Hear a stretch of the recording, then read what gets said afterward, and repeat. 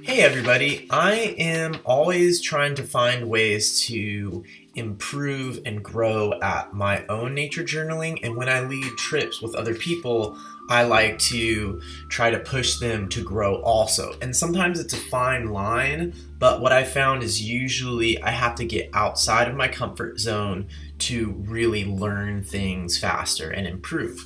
So I found this diagram very useful, and you can see here that there is a narrow comfort zone, which is where it's easiest to spend time and sort of be lazy and do the same things we always do. Then the next zone down is growth. So when you're in this growth zone, that's where you are pushing yourself and you are learning.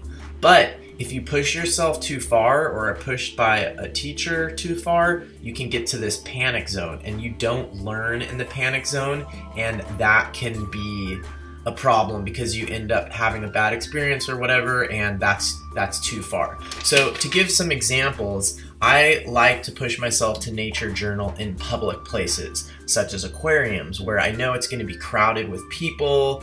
I'm going to be in a public situation where people might be coming up to me and asking me questions or looking at my drawings, and that used to be very difficult for me and would sometimes push me into the panic part of the circle, and then I would have to leave or something. But with time, I've found that I can get more relaxed and be just within that growth zone. So as I'm trying to do a lot of work on this side of nature journaling and figuring out the psychological stuff that people struggle with and how we can improve ourselves, this has been really useful. So going forward, I highly recommend being aware of this within yourself and trying to push yourself to nature journal in this growth zone. It could be, for example, instead of always nature journaling about plants, you could look at mushrooms a little bit instead.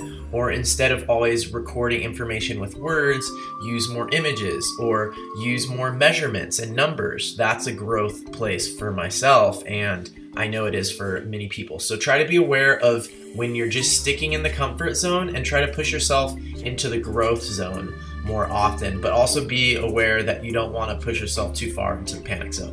So I hope that diagram helps you. It's definitely helped me conceptualize some of this, and go out there and grow in your nature journaling practice.